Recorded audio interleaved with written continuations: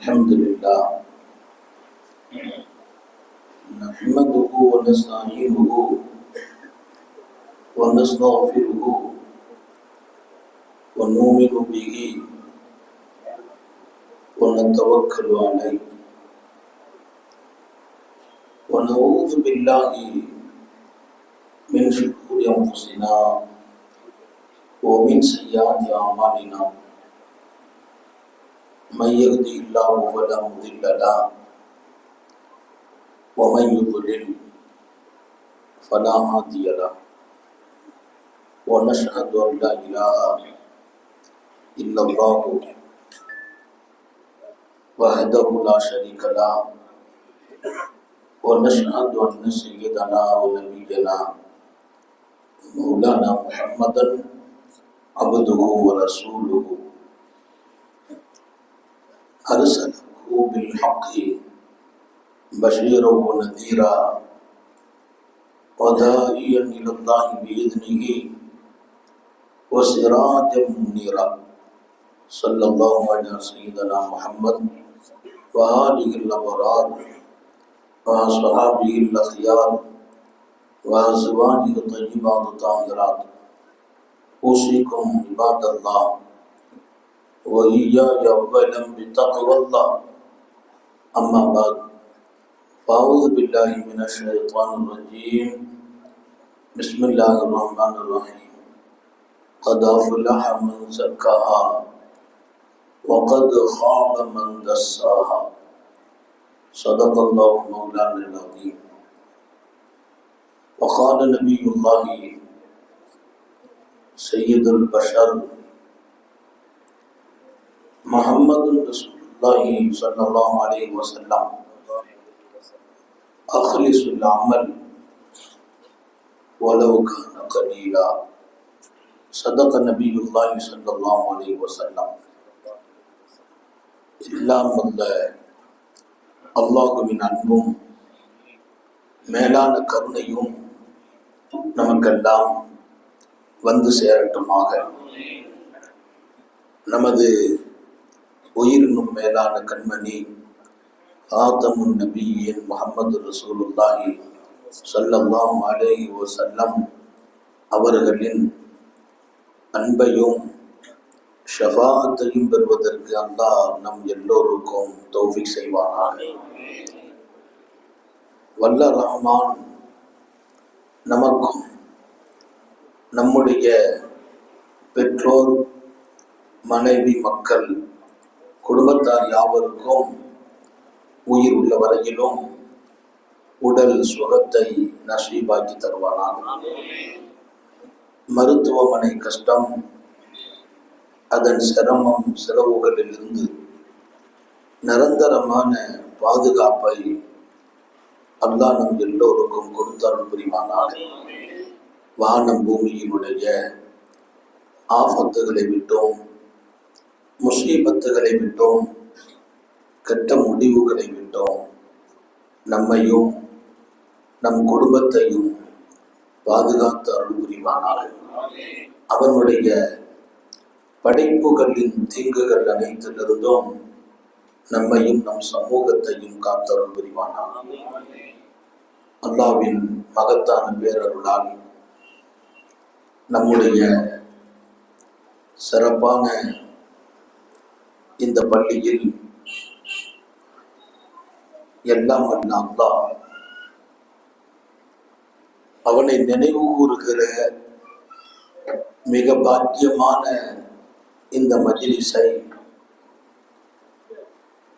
அவன் யாரை தேர்ந்தெடுத்தானோ அவர்களை இங்கே வர வைத்து நடத்துகிறான். சங்கையான நமது பள்ளியின் மரியாதைக்குரிய இமாம் ஹசரத் அவர்கள், நம்முடைய பள்ளியின் நிர்வாக பெருமக்கள், தலைவர், செயலாளர், பொருளாளர், இதர உறுப்பினர்கள் மாத்திரம் இல்லாமல் அருமையான நமது பகுதியினுடைய இளைஞர்கள் மிகுந்த ஆர்வத்தோடு, அதிலும் குறிப்பாக நமது வீட்டு பெண்கள் இங்கே முழுமையாக வந்திருப்பது உண்மையிலேயே அல்லாஹ்வுக்கு நீங்கள் நன்றி சொல்ல வேண்டும். அவன் நமது இதயத்தை பரிசுத்தப்படுத்துவதற்கு நேரம் கொடுத்து நம்மை வர வைத்திருக்கிறான். நான் நினைத்தால் முடியாது, நீங்கள் நினைத்தாலும் முடியாது. அவன் கையில் எல்லாம், எல்லாம் என் கை என்று சொன்னான். ஒபியதிஹி குல்லு ஷை. சாந்த நபி ஸல்லல்லாஹு அலைஹி வஸல்லம் அவன் கையில் தான் எல்லாம் இருக்கிறது. எல்லாம் என்றால் என் தலைவிதியை மாற்றுவது கூட அவன் கையில் தான் இருக்கிறது. நான் என்ன பண்ண முடியும்? முயற்சி செய்யலாம், தியாகம் செய்யலாம், உழைக்கலாம். அது என்னால் முடியும் இல்லை. என் முயற்சி செய்கிற உணர்வை கூட அவன் கையில் தான் வைத்திருக்கிறான்.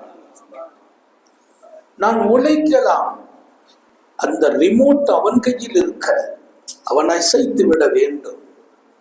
எப்படி நான் நடைபோடுவது? என் வாழ்க்கையின் ஒவ்வொரு எட்டும் நான் எடுத்து வைக்கிற போதெல்லாம் என் இதய உணர்விலும் மன உணர்விலும் துடிக்க வேண்டும். இந்த எட்டை நான் எடுத்து வைப்பதில் என் ரப்பினுடைய பார்வை படாமல் வைக்க முடியாது என்று உணர வேண்டும். நம்ம எடுத்து வைக்கிற எட்டுக்கள் நம்ம உடம்புல இருக்கிற ஹெல்த்தும் பலமும் மாத்திரம் அல்ல, அவன் அசைவை கொண்டு அசைகிறான். அவனுக்கு பேர் முஹர்ரிக், அல்லாஹ்வுக்கு பேர் முஹர்ரிக். உலகத்தையும் உலகில் உள்ளவர்களையும் அசைப்பவன் என்று ஒரு பேர் இருக்கிறது. அல்லாஹ்வுக்கு பேர் முஹர்ரிக், அவன் அசைப்பவன்.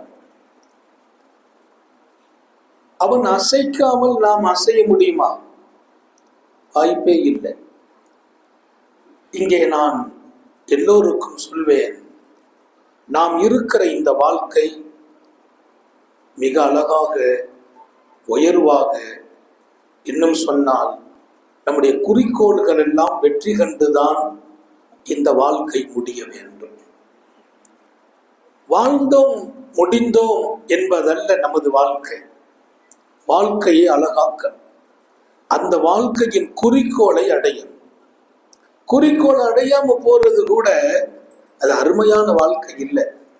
நபிகள் நாயகம் ஸல்லல்லாஹு அலைஹி வஸல்லம் இடத்துல கேட்கப்பட்ட போது சொன்னாங்க, ஒரு தந்தை தன் பிள்ளைகளை வெறுங்கையோடு விட்டு செல்கிறார். ஏழையாக, வசதி இல்லாதவர்களாக, 4 பேரிடத்தில் யாசிக்கும் நிலையில பிள்ளைகளுக்கு ஒண்ணுமே செய்யாமல் போகிறார். இன்னொரு தந்தை தன் பிள்ளைகளுக்கு சொத்துக்களை, பொருளாதாரங்களை, வாழ்வாதாரங்களை உண்டாக்கி வைத்து விட்டு போகிறார். ஐயுல் அபவையினி ஹைருன் யா ரசூலல்லாஹ். இந்த 2 தந்தையில் சிறந்தவர் யார்? என் பிள்ளைகளுக்கான எதிர்காலத்தை தீர்மானிக்க வேண்டியதும் என் இலக்கு, என் பொறுப்பு, அது என் கடமை. அது நம்முடைய பிள்ளைகளின் எதிர்காலம் ஒரு தந்தையின் கடமை.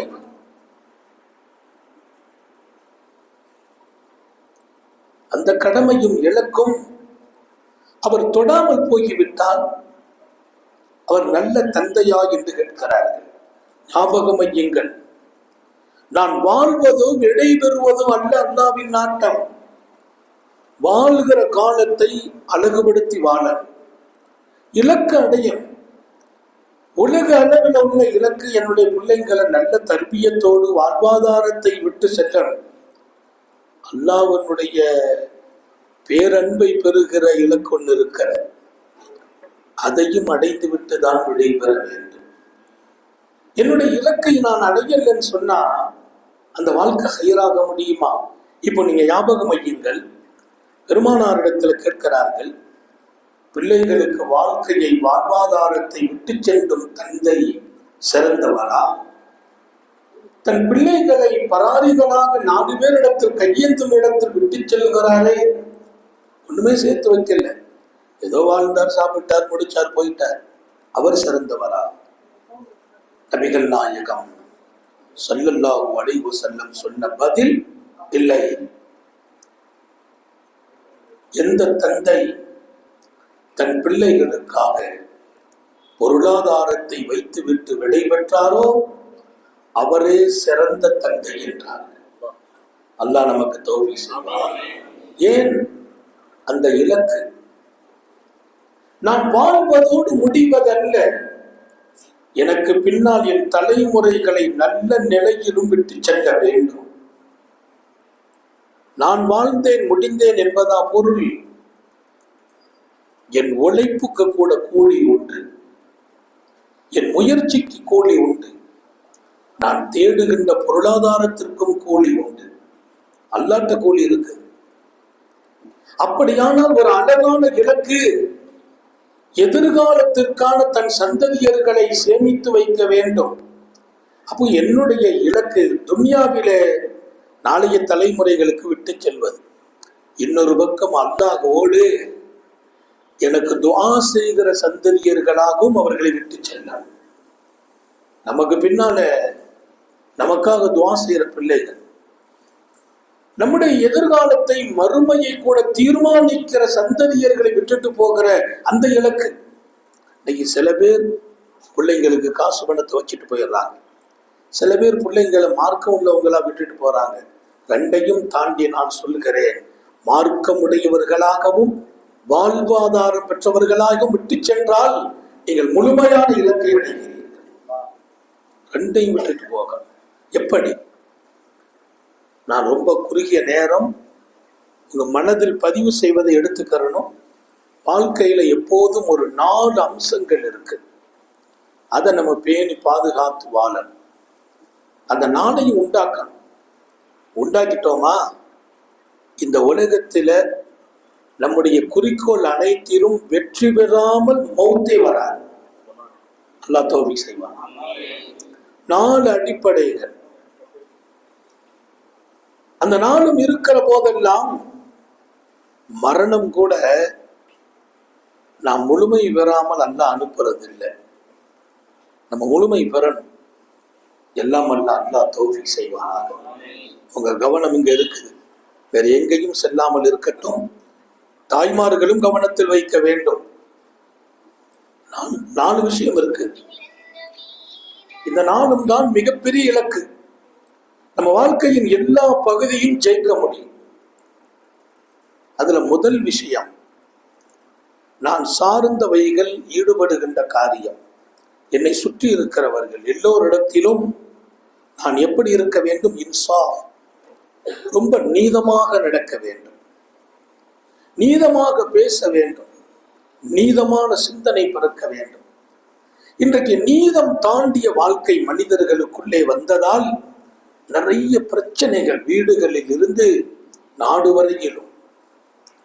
நமது எண்ணங்கள் கூட நீதமாகத்தான் இருக்கணும். நீதம் சார்ந்து வாழுங்கள்.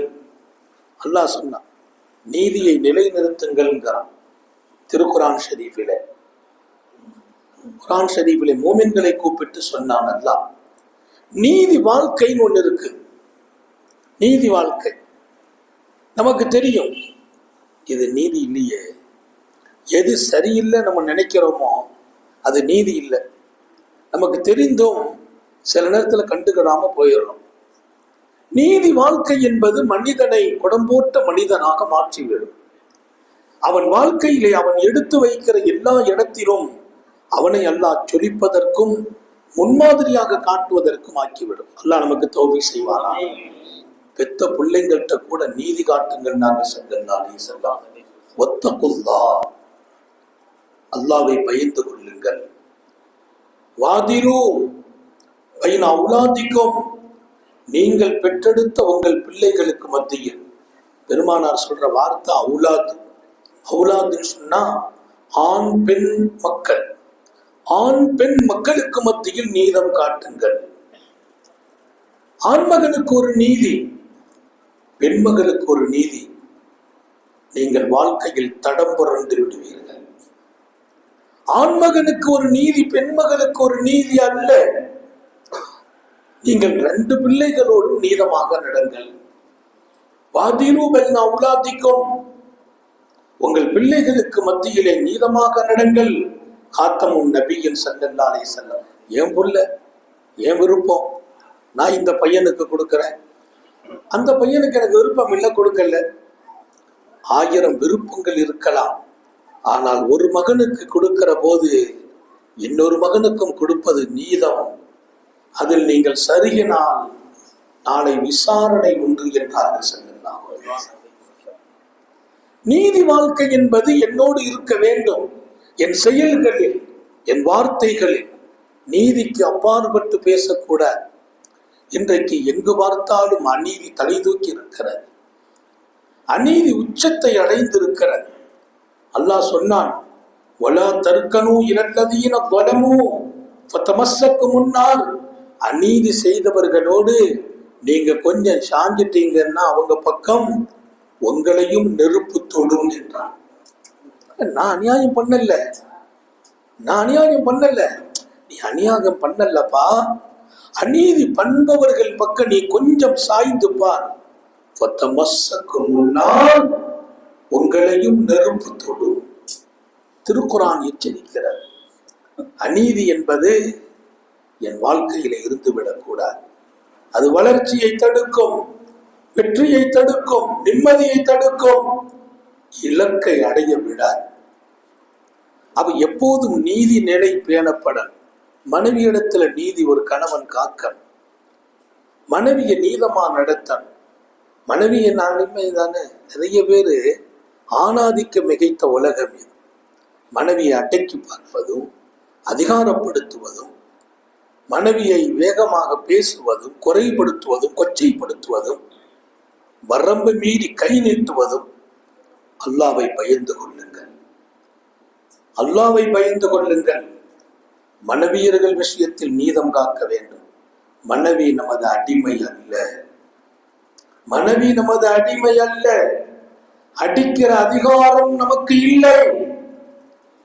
அவர்களை கண்ணீர் சிந்தி வைப்பீர்களேயானால் அல்லாஹ்வின் அரிஷே நடுங்கும். மனைவியை கண்ணீர் சிந்தி பார்க்க நினைக்கிறீர்களா? அது நீதியா?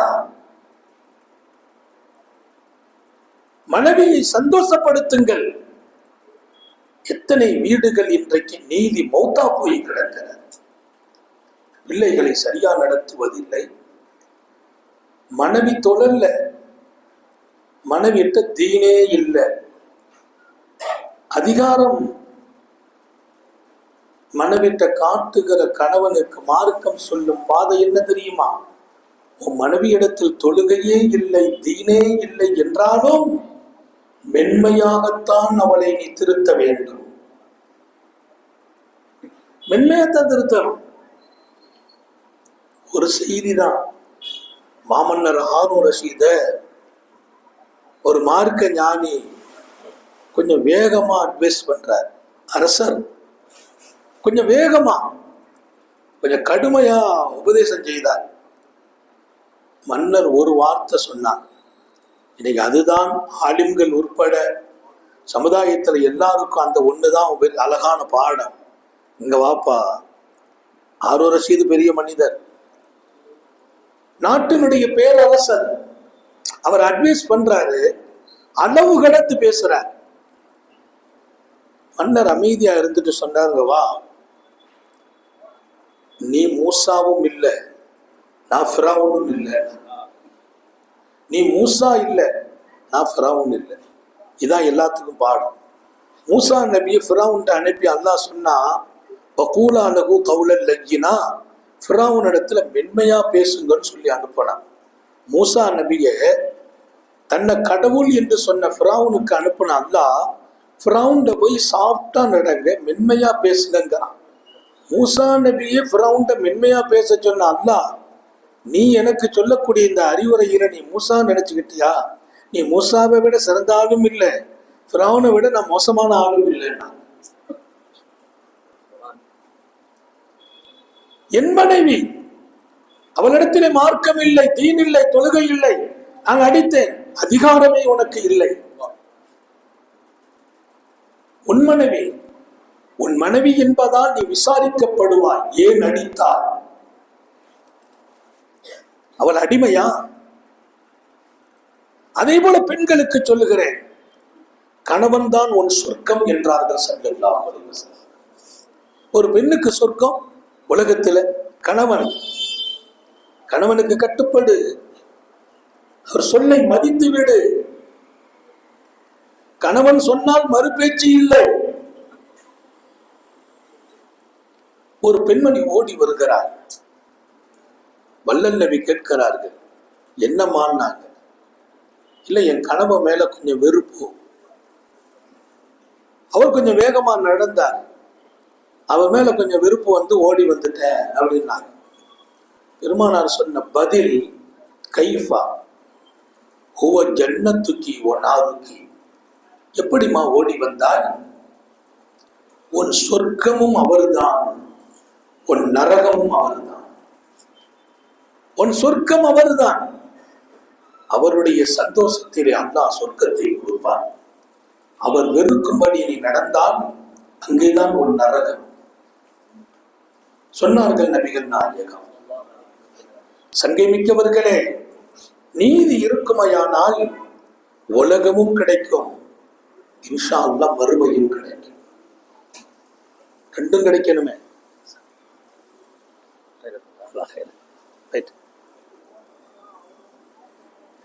இரண்டும் வேணும். உலகத்துல வாழ்ந்து குறிக்கோளை அடையாமல் நான் போய்விடுவேன் என்றால் அந்த வாழ்க்கை வெற்றிக்குரிய வாழ்க்கை அல்ல. எனக்கென்று 1000 இலக்குகள் இருக்கிற, அதை நான் தொட வேண்டும். தொடாமல் போவதா? அந்த இலக்கையெல்லாம் அடைய வேண்டுமா? இந்த 4ம் வாழ்க்கையாகட்டும். எப்படிப்பட்ட 4? நீதி காக்கப்படும் வாழ்க்கை. தொழிலில் முதலாளியாக இருந்தால் தொழிலாளியோடு, கணவன் மனைவியோடு, மனைவி கணவனோடு, பெற்றோர்கள் பிள்ளையோடு, பிள்ளைகள் பெற்றோர்களோடு, சமூகத்தோடு நீதி இருக்க வேண்டும். நான் பள்ளிவாசலுடைய பொறுப்பு தான் இருக்கிறேன். ஆனால் ஒவ்வொரு காரியத்திலும் நீதி பேணப்பட வேண்டும். நீதிக்கு அப்பாற்பட்ட வாழ்க்கை என்பது நம்ம இலக்கை அடைவதற்கு மிகப்பெரிய தடைக்கல்லாக வந்து நிற்கும். அல்லாஹ் நம்மை பாதுகாப்பாங்க. நம்பர் 2, விவரிக்கக்கூடிய நேரம் குறையும். நீங்க நல்ல ஞாபகம் வச்சுக்கங்க, எப்போதெல்லாம் நீதிக்கு மாற்றம் வாழ்க்கையில வருமோ நம்ம தோத்து போறோம்னு அர்த்தம். நம்ம ஒருத்தட்ட ஜெயிச்சிட்டோம், அவர் குற்றவாளி இல்லை, நம்ம தான் குற்றவாளி. அவரை கோர்ட்ல கொண்டு போய் வாதம் செய்து அதை பண்ணி இதை பண்ணி காசை கொடுத்து ஜெயிச்சு அவரை உள்ள மேலே ஏற்றிட்டு நம்ம கீழே இறங்கிட்டோம். நம்ம ஜெயிச்சிட்டோம் நினைக்கிறோம், நம்ம தோற்று விட்டோம். நம்ம ஜெயிக்கல, நம்ம தோற்று. ஆமிர் இப்னு ஃபுஹைரா, இமாம் புகாரி எழுதுகிறார் புகார் ஷரீஃபில், ஆமிர் இப்னு ஃபுஹைராவை தாக்குகிறார். யார்? ஜப்பார் பின் சலமா என்ற எதிரி அநியாயமாக தாக்குகிறார். அவருக்கு இவருக்கு முன்விரோதம் இல்லை. அவரால் இவர் சொத்தை பிடுங்கல்ல, அபகரிக்கல. ஏதோ அல்லாஹ்வுக்காக ரசூலுக்காக வந்திருக்கிறாங்க. ஆமிர் இப்னு ஃபுஹைரா 70 பேர் கொண்ட குழுவிலே வீர மௌனாவின் நிகழ்வில் எங்கள் ஊருக்கு வழிகாட்டுவதற்கு ஆளை தாருங்கள் என்று கேட்டுக்கொண்டு வந்ததாக இமாம் புகாரி எழுதுகிறார். அப்படி வந்தவங்களை தாக்குறார் மிக அநீதியாக. ஜப்பார் பின் சலமா ஆமிர் இப்னு ஃபுஹைராவை தாக்கும் போது அவர் கடைசியா ரூஹு பிரியுது. ஆமிர் இப்னு ஃபுஹைராவை நபித்தோழர் ரத்தம் கீழே வலியுது. அதை அப்படியே எடுத்து தெளிச்சார். ரத்தத்தை தெளிக்கிறார். அப்படி தெளித்து விட்டு சொன்னார், காபாவின் ரப்பின் மீது சத்தியம், நான் வெற்றி பெற்றேன் என்றார். யாரு? மௌத்தா போயிட்டாரு, ரூஹு பிரியுது. எதிரியால் அநியாயமாக தாக்கப்பட்டு மரணிக்கிறார். ரூஹு பிரியும் வேளை இரத்த துளியை தெளிக்கிறார். காபாவின் ரப்பின் மீது சத்தியம், நான் வெற்றி பெற்றேன் என்றார். ஒரு ஜப்பார் பின் சலமா அநியாயமாக கொண்டிருக்கிறார். அவர் கேட்டார், எப்படி யார்கிட்ட கேட்கிறார்? இன்னொரு நபி தோழர் இடத்துல. இப்போ அவர் வெற்றி பெற்றேன்னு சொல்றாரு. நபித்தோழர் இன்னொருவரை பார்த்து கேட்கிறார், அம்ர் இப்னு உமையா யார் வெற்றி பெற்றான்னு கேட்கிறார். நீதி என்பது எவ்வளவு பெரிய விஷயம் நீங்க கவனிங்க. அநீதிக்கு எவ்வளவு பெரிய அழிவுன்னு கவனிங்க.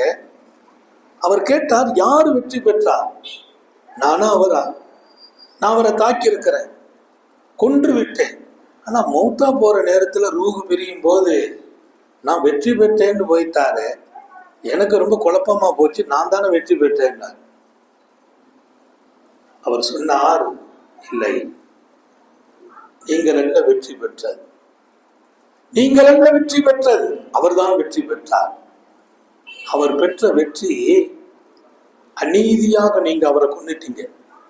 அவர் ஒரு நீதி புருஷராக அல்லாட்ட போறார், மார்க்கத்திற்காக உயிரிழந்திருக்கிறார்.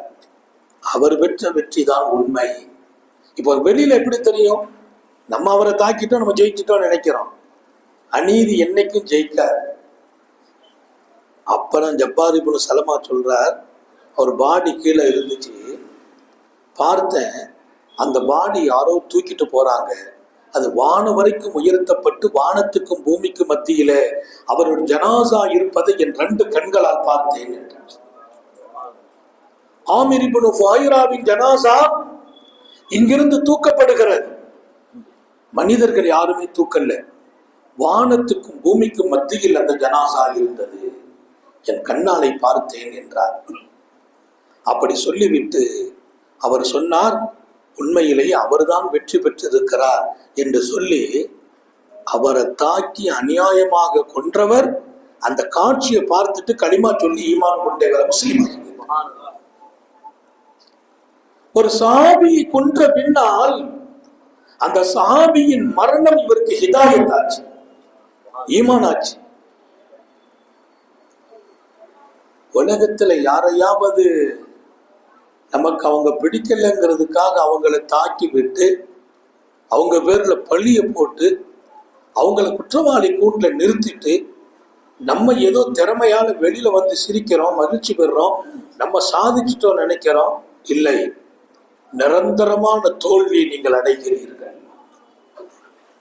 எனவே வாழ்க்கையில் நீங்கள் வெல்லுவதற்கும் இலக்கை அடைவதற்கும் 4 அம்சங்கள். முதலில், என் வாழ்க்கையில் என்னோடு நீதி இருக்க வேண்டும். இன்னைக்கு எல்லாம் நீதி என்ன, நிறைய பேர் அது நீதிமன்றத்துக்கு சொந்தம் நினைச்சுக்கிட்டு இருக்கோம். இல்ல மௌலா, ஒவ்வொரு விஷயத்திலையும் ஒருத்தரை நான் கொஞ்சம் தப்பா பேசிட்டேன்னா நீதிக்கு அப்பாற்பட்ட பேச்சின்னு எழுதுறான். நீதிங்கிறது ஏதோ ஒரு சட்டத்துறைன்னு விளங்கி வச்சுக்கிட்டோம். நீதிங்கிறது அன்றாட என் வாழ்க்கை. ஒருத்தரை தப்பா பார்க்கிறன்னா அந்த பார்வையில் நீதி இல்லை என்று எழுதுகிறார். அப்போ ஒரு பார்வை கூட நீதியாக வேண்டும், பேச்சு நீதியாகணும். என் மனைவிட்ட கொஞ்சம் வேகமா பேசுறேன்னா நான் அடங்கணும். ஏன்? நீதி தவறுகிறேன், தோத்து போய் விடுவேன், அடங்கணும். நீதி எங்கே இழக்கிறோமோ அங்கெல்லாம் இலக்கை அடைவதற்கு தடைகள் ஏற்பட்டு கொண்டே இருக்கும். அடுத்தடுத்து நம்ம நீதிக்கு அப்பாற்பட்ட வாழ்க்கை, தொழில ஏமாத்துறோம், மோசடி செய்கிறோம், அத்தனையும் நீதிக்கு அப்பாற்பட்ட. பொய் சொல்கிறோம், நீதிக்கு அப்பாற்பட்ட. வாழ்க்கையில எங்கே நேர்மையாக வாழ வேண்டுமோ அந்த வாழ்க்கை தான் சஹாபாக்களை வெற்றி பெற வைத்தது. பெருமானாரின் பாசறையில் அவர்கள் படித்த வாழ்க்கை நேர்மையும் நீதியும். உலகெங்கிலும் இன்றைக்கும் அந்த நேர்மையும் நீதியும் அவர்களை உயர்த்தி காட்டி வரலாற்றின் பல்லாயிரம் பக்கங்களை நபித்தோழர்களான சஹாபிகள் தங்களுக்கென்று தங்க எழுத்துக்களால் பதிவு செய்து வைத்திருக்கிறார். எல்லாம் அல்ல அல்லாஹ் இந்த 4 அம்சங்களின் முதல் அம்சம் நீதி வாழ்க்கை நம் எல்லோருக்கும் நசீபாக்கி தரலாம். முயற்சி பண்ணுங்க. நம்ம ஏதாவது தப்பா பேசுறோம்னா இது நீதிக்கு அப்பாற்பட்டது, அந்த பேச்சை நிறுத்திடும். அடுத்தவங்களை பத்தி தப்பா பேசுறீங்கன்னா உன் நாவு நீதியா நடக்கலன்னு அர்த்தம். இன்னொருத்தரை குறை சொல்கிறாயா, நீதி பேச்சல்ல அது. ஒருத்தரை புறம் பேசுகிறாயா, நீதி தவறுகிறாய். ஒருத்தர் மீது பழி சுமத்துகிறாயா, நீதி தவறுகிறாய். அப்போ ஒவ்வொன்றிலையும் கவனிக்க. நான் வளர்ந்து வருகிற எங்கள் இளைஞர்களுக்கு, வாலிப பிள்ளைகளுக்கு சொல்கிறேன், நீதியோடு வாழ்க்கையை துவக்குங்கள். நீங்கள் போகும் இடத்திலெல்லாம் நீங்கள் உலகத்தில் மகத்தான சாதனை வீரர்களாக மாறுவீர்கள், சாதனையாளர்கள். நிஜமாகவே அல்லாஹ் நசீபாக்கி தருவோம். இரண்டாவது அம்சம் நிதானம். நிதானம், எப்போதுமே நிதானம் இருக்க வேண்டும். இது நீங்க வெறும் பயானா கேட்டுட்டு போறது இல்லை. அல்லாஹ் உங்க ஊர்ல கொண்டு உட்கார வச்சு உங்களுடைய துன்யா மறுமை 2 இலக்கையும் நீங்க அடையணும் என்ற விருப்பம் அல்லாவுக்கு இருப்பதால் என்ன கொண்டு உட்கார வச்சிருக்கோம். 2ஐயும் அடையணும். உலகத்துல நான் சொன்ன மாதிரி என் பிள்ளைங்களை நடுத்தருளை விட்டுட்டு போற தந்தையாக நான் இருக்கக்கூடாது. பிள்ளைகளுக்கு அழகான எதிர்காலத்தை வைத்துவிட்டு விடை பெற்ற தந்தை தான் நல்ல தந்தை. அப்படி ஒரு தந்தையாக, மனைவியை அழகா நடத்தின கணவராக, பெற்றோர்களை கண்ணியப்படுத்திய பிள்ளைகளாக, அண்ணன் தம்பிகளோடு உறவை காப்பாற்றிய சகோதரனாக நான் இருக்க வேண்டும். உலக இலக்கு, மறுமையின் இலக்கு, என்னை படைத்த ரப்பு நான் வாழ்வதை பார்த்து பார்த்து அவன் மகிழ்ச்சி அடையும் நிலையில் நான் வாழ வேண்டும். நான் வாழணும், ரப்பே சந்தோஷப்பட. அல்லாஹ் தௌபீக் செய்வானா. இப்ப 2வது நிதானம். கவனிச்சுட்டே நம்ம கவனம் இருக்கட்டும். மக்கள் வருவாங்க போவாங்க, கவனம். ஏன்னா இது வாய்ப்பு எப்போதாவது கிடைக்கிற ஒரு வெளியே இல்லை. தேதி கேட்டுக்கிட்டே இருக்கிறாங்க உங்க ஊர்ல. அல்லாஹ் ஒரு வாய்ப்பை கொடுத்தான். ஒரு நாள் முழுக்க இன்றைக்கு என்னுடைய கல்லூரியை கூட நான் லீவ் போட்டுட்டு வந்திருக்கிறேன். உங்களுடைய எதிர்காலத்தை அல்லாஹ் இதை கொண்டு பிரகாசமாக்க வேண்டும். நிதானம், எதுலையுமே நிதானம் மட்டும் தவறிடக்கூடாது. கோபத்துக்காக நிதானத்தை இழப்பதா, உணர்ச்சி வசப்பட்டு நிதானத்தை இழப்பதா? கோபத்துல நம்ம இழந்ததை நீங்க கொஞ்சம் லிஸ்ட் போட்டு பாருங்க. 1 அல்ல 2 அல்ல, நிறைய இழந்திருக்கிறோம். நல்ல நண்பர்களை இழந்தோம், குடும்பத்தை இழந்தோம், மனைவியை இழந்தோம், பிள்ளைகளை இழந்தோம், பெற்றோர்களை இழந்தோம். கோபத்தால் தாயினுடைய பதுவாவுக்கு கூட பல பேர் ஆனாங்க. அது ஏன் அந்த முன்கோபம்? அடக்குங்கள். நிதானம் இருந்தால் கோபம் மண்டியிடும். நிதானத்துக்கு முன்னால் கோபம் மண்டியிடும். வாழ்க்கையில எதுக்குமே உணர்ச்சி வசப்படக்கூடாது. அவசரப்பட்டோம்னா காரியம் பதறும், சிதறிவிடும். தமிழ் பழமொழி ஒன்று உண்டு, பதறும் காரியம் சிதறும் என்பான். பதறும் காரியம் பதத்தமா செய்துட்டோம்னா அது சிதறி போயிடும். அல் அஜலு மின ஷைத்தான் என்றார்கள் பெருமானார். அவசரப்படுவீர்களா, அது அல்லாஹ்வுக்கும் ரசூலுக்கும் அதுல சம்பந்தமே இல்லை, அது ஷைத்தானின் முழுக்க முழுக்க தூண்டுதல் என்றார்கள். அவசரத்துக்கு அல்லாஹ்வுக்கும் சம்பந்தம் இல்லை, அது ஷைத்தானின் வேலை. சொன்னது நபிகள் நாயகம், அத்தஅன்னி மினல்லாஹ், நிதானம் அல்லாஹ்வின் காரியம் என்றார்கள். நிதானமா நீங்க செயல்பட்டா அல்லாஹ்வே கிடைத்து விடுவான். அல்லாஹ் கிடைக்கிற இடம். குடும்பத்திலும் வாழ்க்கையிலும் நிதானம் காக்கப்பட வேண்டும். எப்போதுமே பேசுறதுல கூட நிதானமா தான் பேசணும். கொஞ்சம் நம்ம அவசரப்பட்டுட்டோம்னா நிறைய விஷயத்துல அது தோல்வியில போய் தான் முடிஞ்சிருக்கு. குர்ஆன் ஷரீஃப் ஒரு அழகான சம்பவத்தை சொல்லுது. மூசா நபி அலைஹிஸ்ஸலாம அல்லாஹ் கொஞ்சம் பேரை கூப்பிட்டுட்டு நீங்க வாங்க என்னை சந்திக்கிறதுக்குன்னு சொல்லியிருந்தான். நடந்த ஒரு நிகழ்வு குறித்து அல்லாஹ்ட்ட போய் பேசணும். உங்க மக்களை கூட்டுவாங்கன்னா நபி அலைஹிஸ்ஸலாம் மக்களை கூட்டுறாங்க. மக்களை அசம்பிளி படுத்துறதை விட கஷ்டமான வேலை ஒண்ணும் இல்லை. மக்களை கூட்டி ஒரு காரியம் செய்யணும்னா அவ்வளோ லேஸ் இல்லை. எல்லாரும் 5 மணிக்கு அசம்பிளி ஆகணும்னா எல்லாரும் கடைசியில ஒருத்தர் 7:30 மணிக்கு நிகழ்ச்சி முடிக்கும் போது வந்து சேருவார். மக்கள் அசம்பிளி ஆகிறது பெரிய வேலை. நபிட்ட அல்லாஹ் சொல்றான் கூட்டுவாங்க. மக்களை கூட்டுறாங்க, வர்றாங்க, 4 பேர் வந்தாங்க, 4 பேர் வரல, அப்படியே சேர்க்கிறாங்க. நேரம் ஆகிட்டே இருக்கு. அல்லாஹ் சொன்ன எண்ணிக்கை வரல. ஆனா எல்லாருக்கும் தகவல் சொல்லியாச்சு. நபி பார்த்தாங்க, சீக்கிரமா வந்துருங்கப்பா, நான் போறேன், அல்லாஹ்ட்ட பேசிட்டு இருக்கிறேன், எனக்கு பின்னால உடனே வந்துருங்கன்னு போயிட்டாங்க. போய் அல்லாஹ்வை சந்திக்கிறாங்க. அல்லாஹ் கேட்கிறான், ஒமா அஜலக அன் கௌமிக யா மூசா, நபியே மக்களை கூப்பிட்டு தானே வர சொன்னேன், மக்களை கூப்பிட்டுட்டு வாங்கன்னு சொன்னேனே, அந்த மக்களை கூப்பிடாம உங்களை யாரு அவசரமா கூப்பிட்டாங்க? அல்லாஹ் கேட்டேன். உமா அஜலக, உங்களை யார் அவசரமா வர சொன்னது? அந்த வருகை அவசரமா வந்திருக்கிறாங்க. ஏங்கிறான் அல்லாஹ், கூப்பிட்டு தானே வரணும்.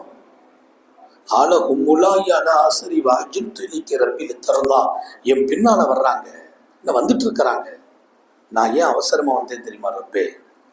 மக்கள் சேர்றதுக்கு லேட் ஆகுது, உன்னுடைய திருப்தி கிடைக்கணும்னு அவசரமா வந்தேன்னா. அல்லாஹ் சொன்னா ஏன் திருப்தி இந்த அவசரத்துல கிடைக்காதுப்பா. விஷயம் தெரியுமா உனக்கு? அவசரமா வந்துட்டீங்க, அவங்க எங்க பின்னால வர்றாங்க, ஒருத்தரும் வரல. நீங்க வந்த பின்னால் அவர்கள் அங்கு ஒருவன் இருந்து அவனுடைய வார்த்தைகளால் அவர்கள் வழிகேட்டுக்கு போய்விட்டார்கள். எங்க போயிட்டாங்க? அங்கே ஒருவன் அவர்களை வழிகெடுத்துட்டான். எங்க வர வேண்டியவங்க? எங்க வர வேண்டியவங்க? அல்லாட்ட. அட ஏதோ ஒரு ஊர்ல போய் பயான் கேட்கறதுக்கு இல்ல, டைரக்டா அல்லாவே கூப்பிடுறா, கூப்பிட்டுவாங்கன்ட்டு. அல்லாஹ்வோடு மூசா நபி பேசுறாங்க, அவங்களும் அல்லாஹ்வோடு போய் நிக்க போறாங்க. அவசரமா மூசா வந்ததுனால என்ன நடந்துச்சுன்னா, அவங்க அல்லாஹ் கிட்ட வரலங்கிறத விட அவங்களை இன்னொருத்தன் வழிகெடுத்து கொண்டான்.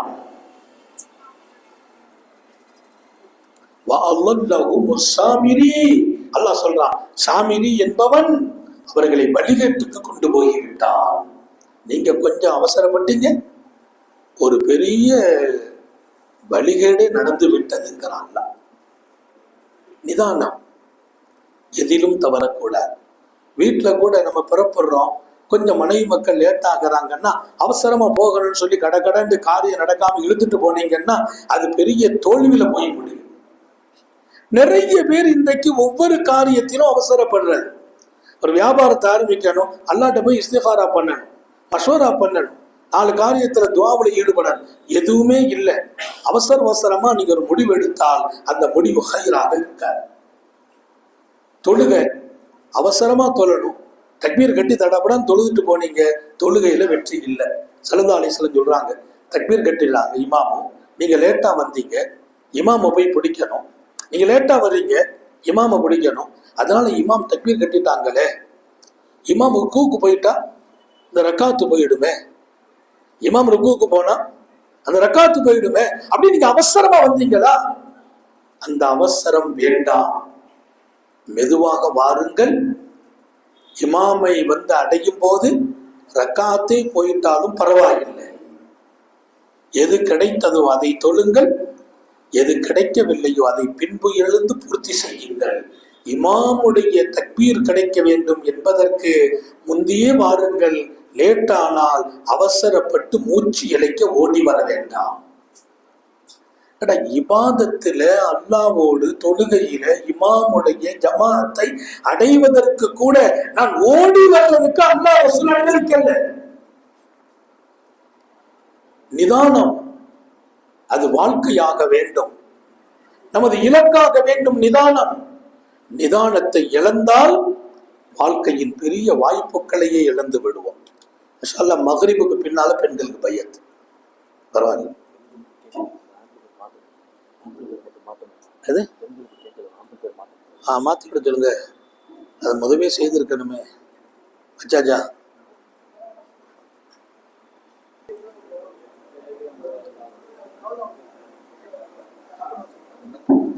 கேட்டா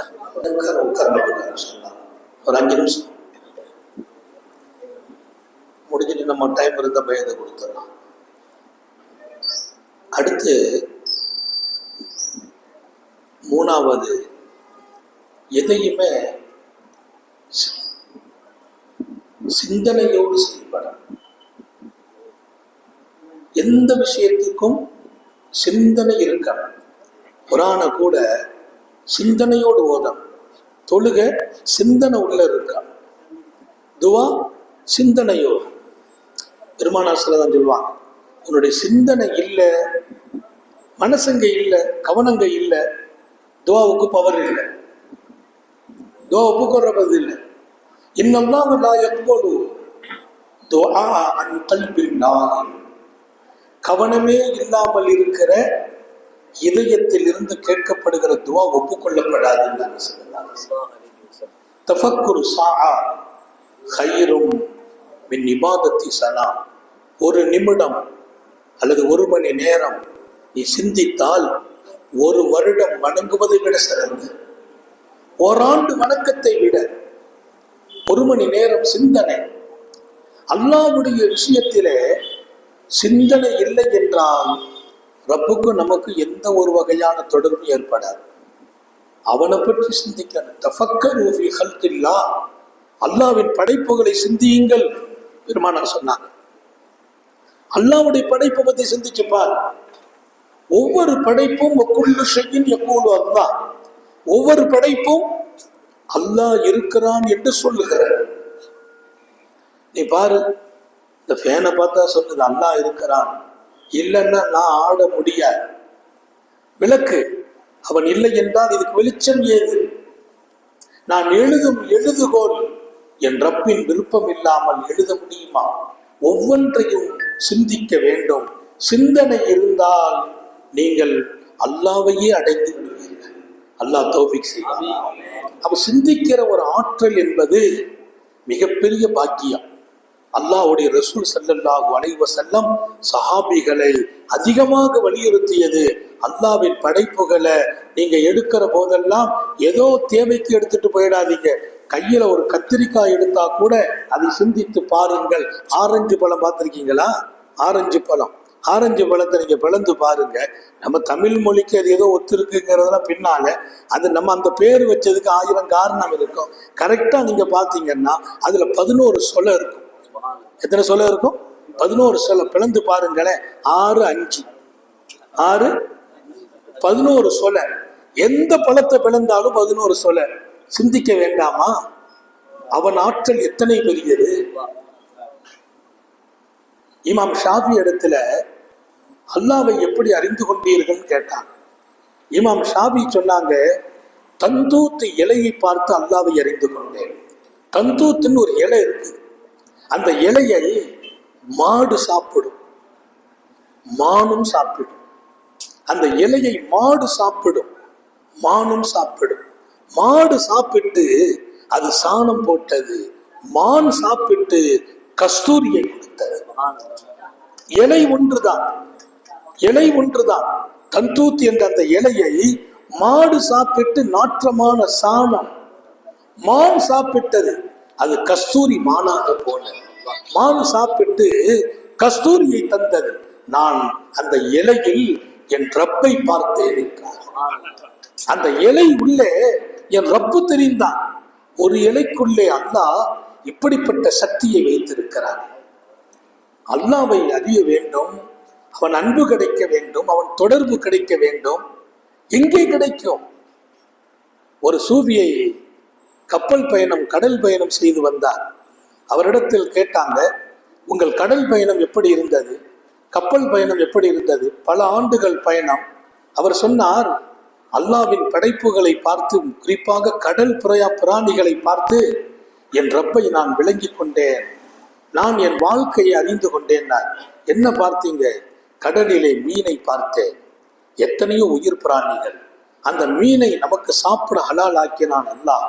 அது கடலுக்குள்ளே தான் வாழ்கிறது, கடலுக்குள்ளேயே மூழ்குகிறது, முங்குகிறது.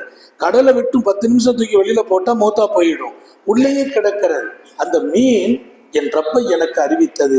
எப்படின்னு கேட்டபோது சொன்னார், கடலுக்குள் வாழ்கிற அந்த மீன்கள் என் வாழ்க்கைக்கு பாடம். அந்த மீன் கடலில் முங்குகிறது, குளிக்குகிறது, சாப்பிடுகிறது. ஆனால் அந்த மீனை நான் சமைக்க வேண்டும் என்றால் உப்பு போட்டுதான் சமைக்க வேண்டும். கடலுக்குள்ளே வாழ்கிற மீனுக்குள்ளே உப்பு போய் சேர்வதில்லை. கடல் தண்ணீரையே குடிக்கிறது, கடலிலேயே படுக்கிறது, கடலிலேயே விழிக்கிறது, கடலிலேயே புரள்கிறது. ஆனா அதுக்குள்ள உப்பு போகல. எனக்கு ஒரு பாடத்தை அல்லாஹ் தந்தான்.